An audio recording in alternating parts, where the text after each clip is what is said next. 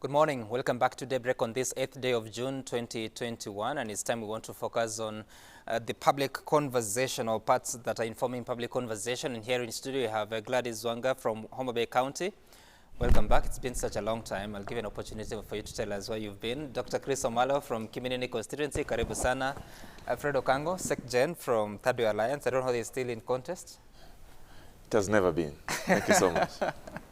All right, karibu sana. Dr. Boni Halwale, former Senator of Kakamega, welcome back. Thank you. And Honorable Wanga, umekuwa wapi? It's been quite a season, yeah? Yeah, we've been up and about, trying to do some work on the ground, but also trying to do some nation building. So sometimes some work on the ground. What is that? I mean, serve the people who elected us. We serve them up here in Parliament, but we also serve them on the ground. So between kwa uko chini na sasa zingine unacheza chini pia. Play low. I asked that because, you know, we are just about 14 months to the next election. So anyway, if you don't want to go into that, that's fine. Let's take a look at what is informing the headlines of the two dailies. I want to begin with the front page of the Standard, that you'll see fallen giants, of the Nation, fallen giants plot political comeback.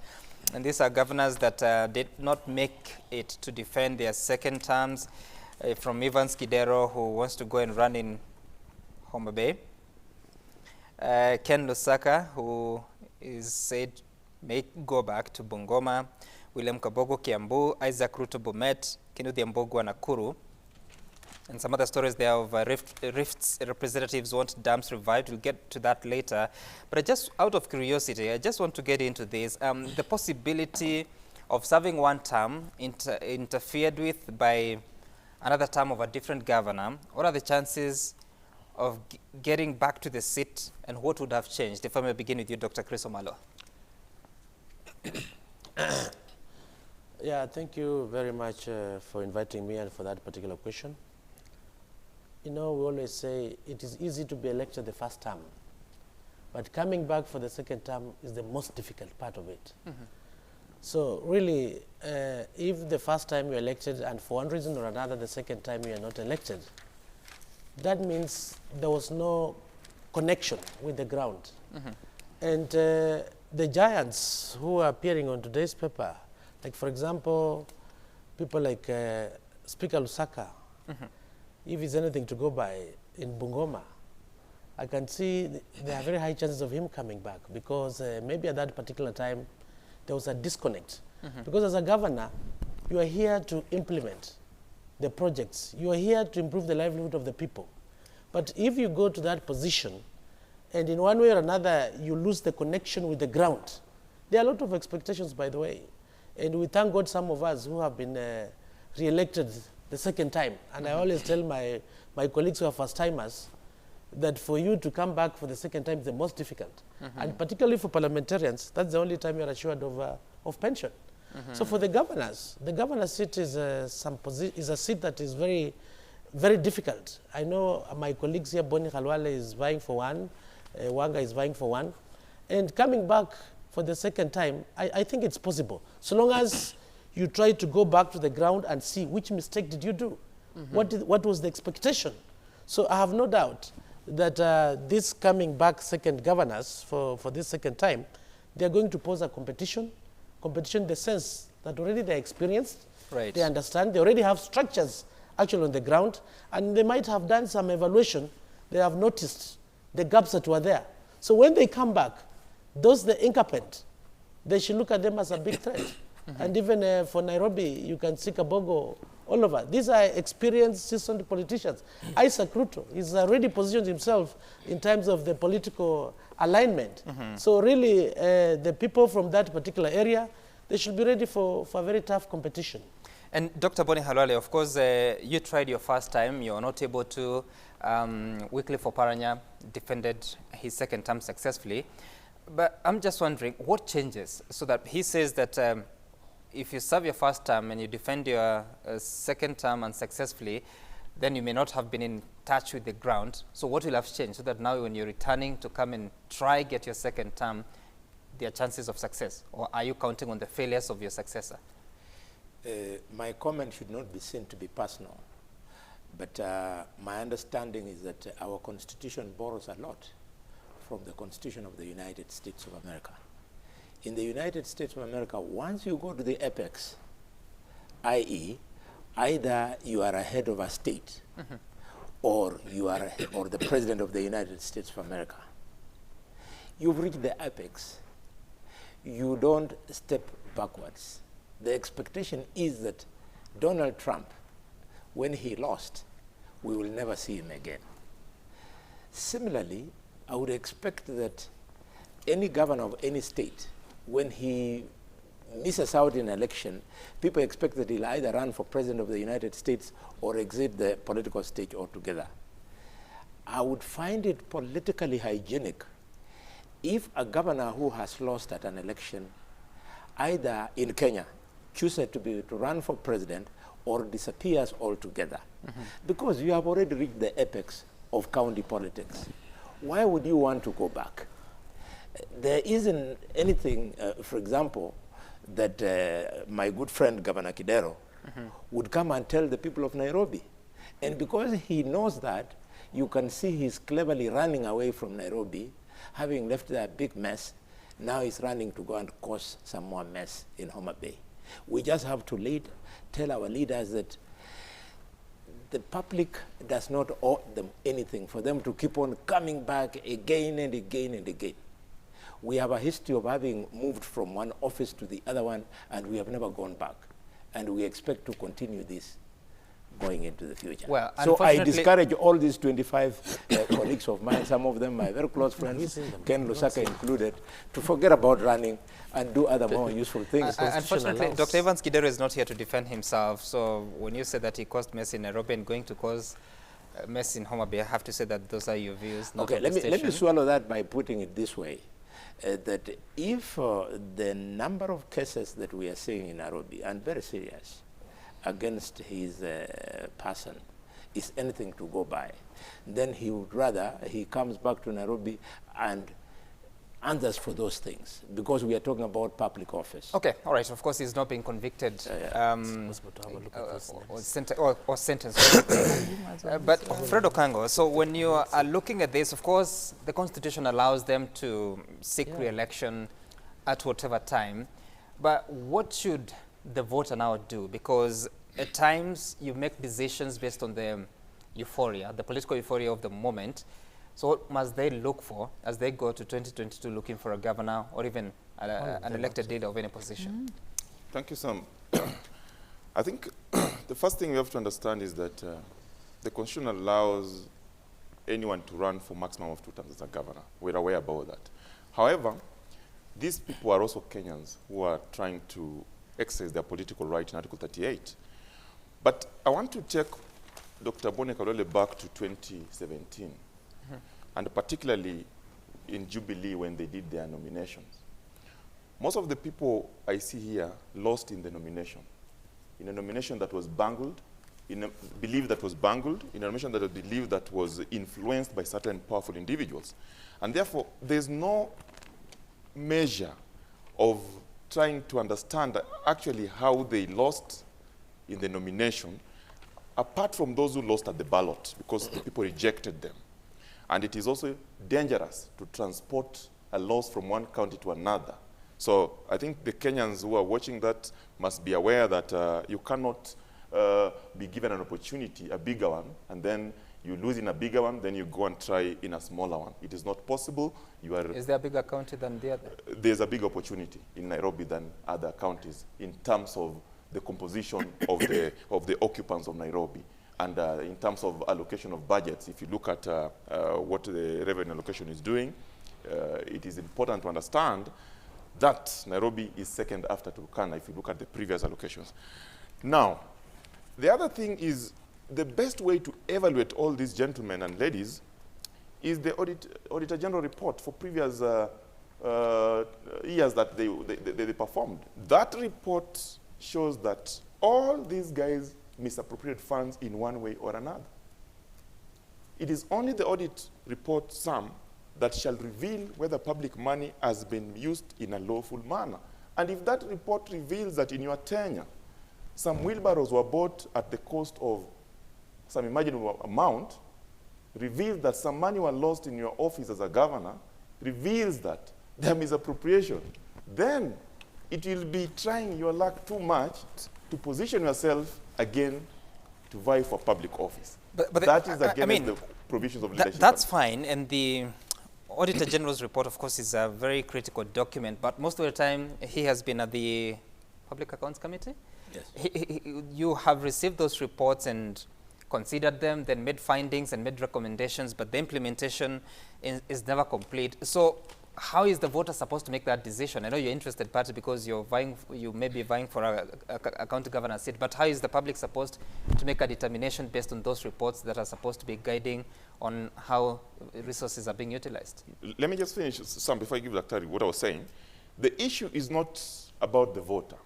The issue is about the facts therein. The facts therein are someone who was in office as a governor or whatever position has been cited for misappropriation under his or her tenure.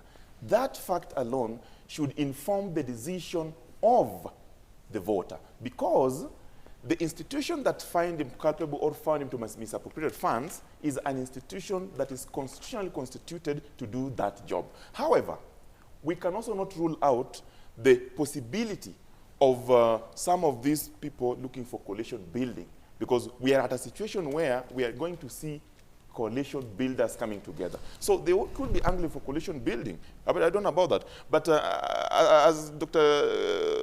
Kalwale picks it, Dr. Kalwale himself cannot say that some of these people are not fit because they tried the first time, some failed, and some did not go back. Dr. Kalwale himself, as a politician, knows that the more you try, the better you become, and the chances of getting there. So even himself, I'm sure now he's still trying. Okay, I know I posed a question to you, but before you respond, Honorable Wanga, I hope you're not in an awkward position, knowing that you may be eyeing the seat in Homa Bay. But be it as it may, because you're still not in ODM. Ivan Skidero was in ODM. I don't know whether he still is.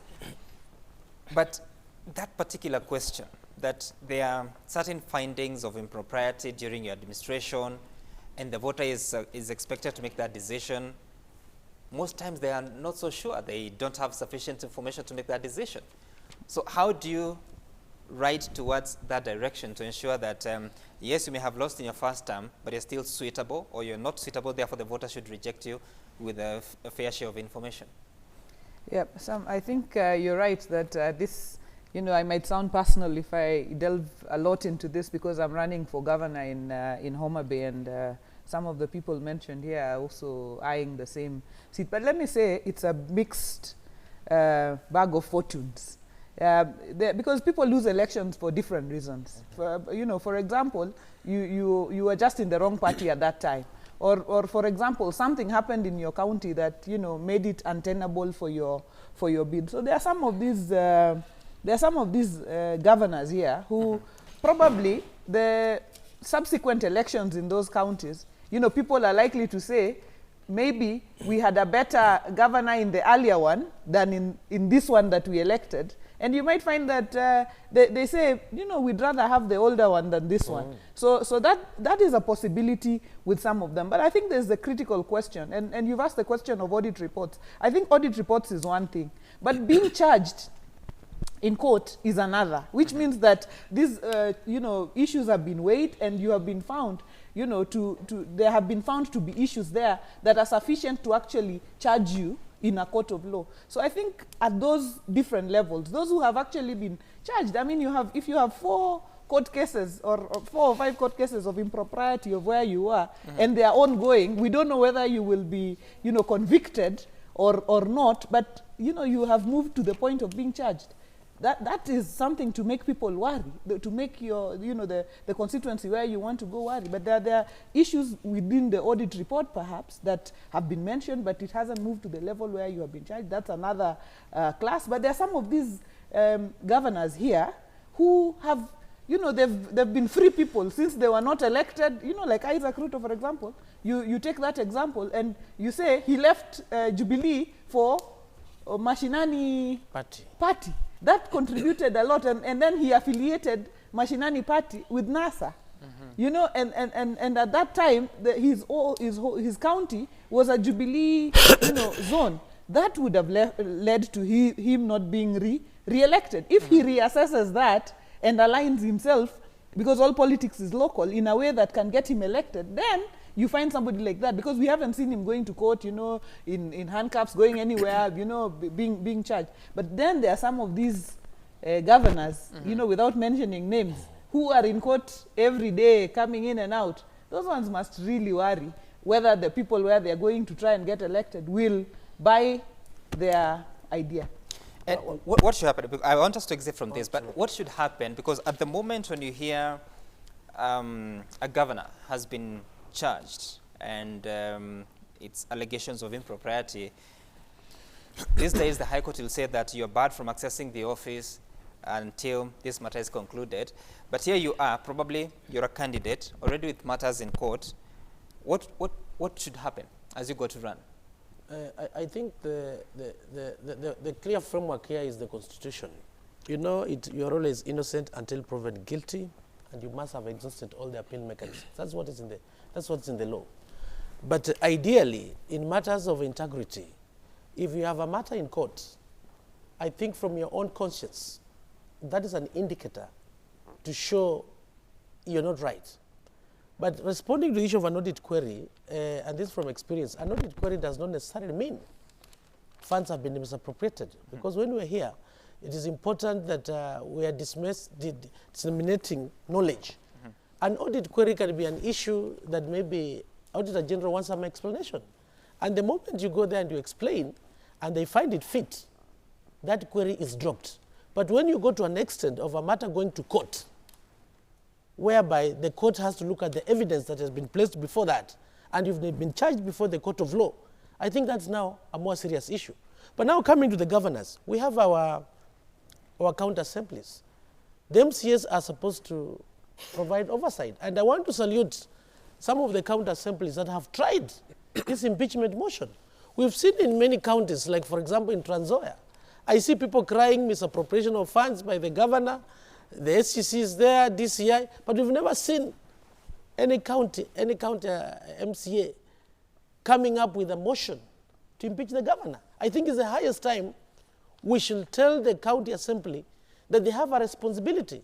And if a governor has misappropriated funds, they are our first line of defense. They must impeach that governor. I want to salute the few that have been courageous enough. We know very well that the governors will try all their monkey business, maybe to kill those impeachment motions. But we are telling the voters. What is monkey business? Of course, matters of corruption, and they look for each ways of, trying to put everything obstacles. How so we are telling the voters. We are telling the voters here. Dr. Chris Omala, wait a minute, because the impeachment motion begins at the county assembly and ends up at the Senate itself. So where's the monkey Let me business explain. happening? For example, I've seen these things happening, and don't pretend you don't live in Kenya. No, I'm not pretending. I'm asking a question. They must be able to get the signatures. And for you to attain those signatures, if they are at the county assembly level, the governors have tried their ways to bribe some of those MCS, and they withdraw their signatures. You must start by getting signatures to meet that threshold. And the governor will try as much as possible. We'll look at those people who have maybe appended their signatures, first to compromise them. That is monkey business I'm referring to. And before it comes even to the floor of the House, we've seen many frustrating, particularly those who go to bed with the county speakers. So for the motion to pass at the county level, it's not that easy, because the governor will try as much as possible to compromise the MCS. At the same time, he'll try as much as possible to work with the speaker. Because unless the speaker is also in line with that issue of impeachment, it gets frustrated. I'm aware of so many counties. They've attempted, they've tried. They reach the signatures, 2 days down the line, MCS have gone somewhere, the signatures have gone down. So we are telling our MCS, wherever they are, please attempt, particularly in Trans Nzoia, where we have a serious case of corruption. We've seen the referral hospital, which has been there forever. It has never been completed. We've seen audit queries. Khalwale will tell you when he was the chair of PAC, the report he gave out about the Trans Nzoia County, nothing has ever been done. Okay, let's finalize on this. And Dr. Boni Halwale, you have the final word on it. And the question I asked Dr. Chris Omala, but hasn't quite responded to, if you look at Samburu County, the governor there is barred from accessing the office because he has a case in court.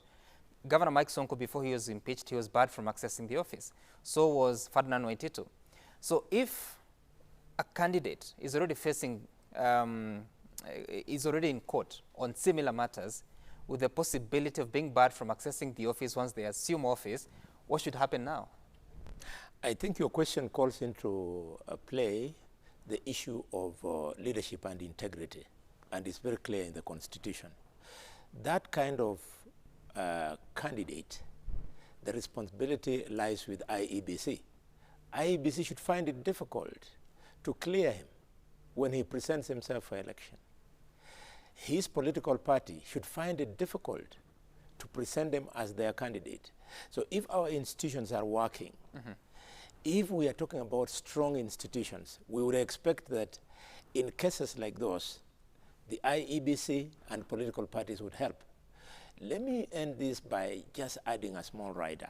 Not all these former governors lost because of issues of impropriety.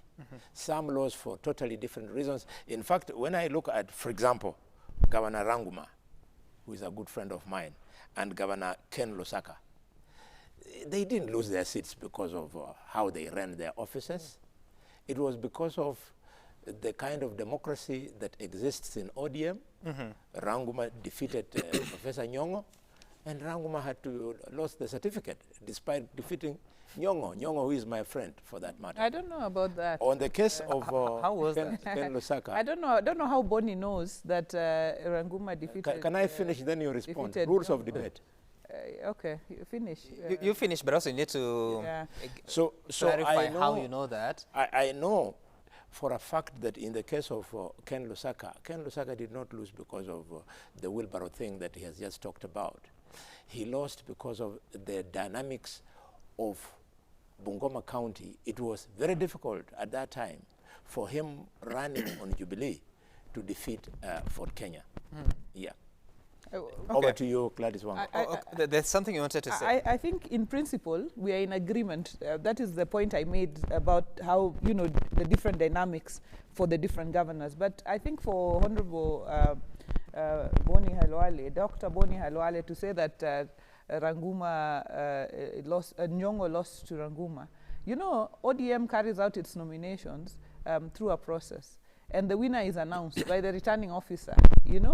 So I don't know how Boni would have come in, because I remember the returning officer did announce Nyong'o's win, and that is how he received the certificate. So this allegation that Ranguma, you know, beat Nyong'o at the nomination stage cannot be verified unless unless Boni was, you know, in the. No, I want us to leave it at that, because don't gag me. Don't gag me. It's debate. Just a it's moment. debate. Okay, then listen. It is bad. Don't gag me. He raised an issue there that some of these governors lost because they lost at the nominations. The bigger point, which we shouldn't lose, factors. because we This cannot. is very important. We No, cannot, listen. Just listen to the question, Yes. Dr. Boni Halwale. Yes. Yeah. He had earlier alluded to the fact that some governors lost because they had lost at the nominations, some of them that were bungled. And the question as we exit from this is, what will be different in 2022 to ensure that you go through the nominations and the person who gets the most votes is declared the winner? That is a long debate. There are those people who believe that political parties are not able to exercise internal democracy, to the extent that there are people who think that IEBC should also be responsible for conducting of primaries. But of course, that is not the structure of our law. Allow me just in one word. Okay. Gladys Wanga, we live in this country called Kenya. When Ranguma met Professor Nyong'o, there were two results. One side declared Ranguma the winner, the other one declares Nyong'o the winner. And it was a protracted war between Nyong'o and Ranguma up to and including Nairobi. Don't try and hide the frustrations that ODM gave Ranguma. Ranguma defeated Nyong'o. Well, in fact, if that had been Well, I don't want us to focus on into that, because you don't have the facts on the table. if that had been the case, Ranguma would have gone on to win at the general election.